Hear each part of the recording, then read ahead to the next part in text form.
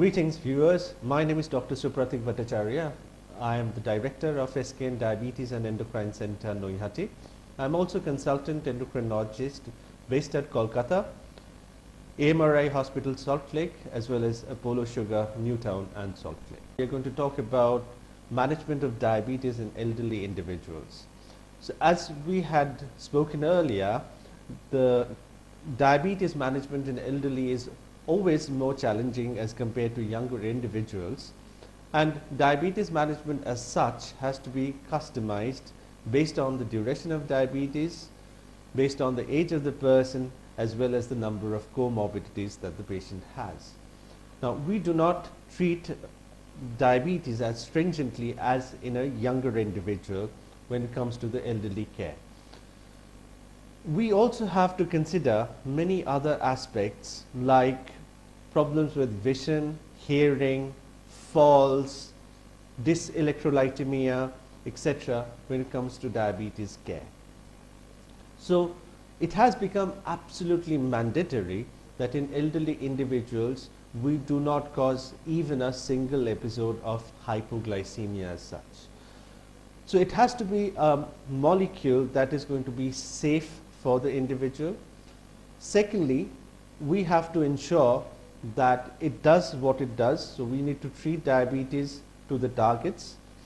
So if a person, for example, is suffering from diabetes for more than 30 years and is now aged over 70, the target HbA1c for him might be close to 7.5 or even 8. As compared to a younger individual newly diagnosed with diabetes, where the target HbA1c remains close to 6.5.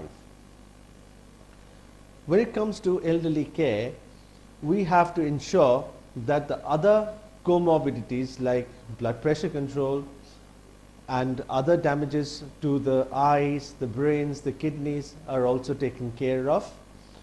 A very common thing that happens in elderly individuals is imbalance in the sodium and potassium levels, what we call dyselectrolytemia. So we have to ensure that while we are treating diabetes, none of these are actually happening. So the management of diabetes in elderly individual is a comprehensive one.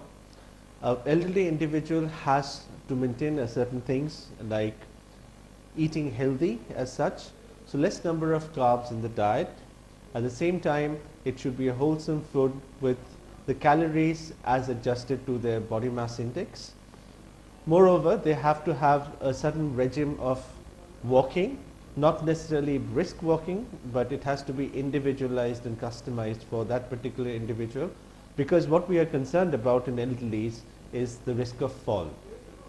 So we need to ascertain that the person is not a high risk person for having falls, etc.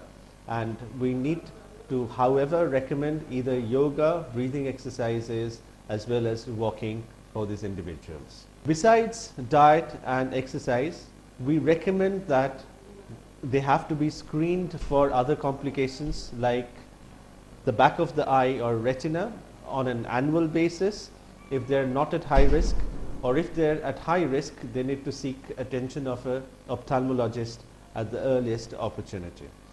Besides, their feet has to be screened to look for ulcers, blisters, cuts, etc. And if there are any injuries that needs to be taken care of, they need to be taught about the foot care on a regular basis, how to examine their feet. Also, many a times they complain of other problems like constipation or sleeplessness, and those aspects also has to be taken care of. If there is a problem with vision, again, ophthalmologist has to take care of that. There is a problem with the hearing as such. Many times, because of having diabetes for a prolonged period of time, they will be having diabetes medications. Along with that, there will be antihypertensives, statins, etc. And because of this, the person might feel depressed, taking the medications, which is a long list of medications, day in and day out for a prolonged period of time. So I think they need to be motivated, they need to be sort of taught about how to take the medications regularly. we need to actively reduce the number of medications to increase the compliance of the patient. And I think so it's the responsibility of all the physicians taking active part in elderly care, and of course, because type 2 diabetes management involves a lot of elderly patients, we all should be involved equally. So there is a big role for the family as well, because they are this immediate support system in type 2 diabetes management, and those at home should be doing their part, making sure that the person is at the best of their health as well as mental health. So they should not be feeling depressed or dejected. And overall, if we all come together, I think we can give a much better health care for the elderly individuals. So with this, thank you so much for your patient hearing.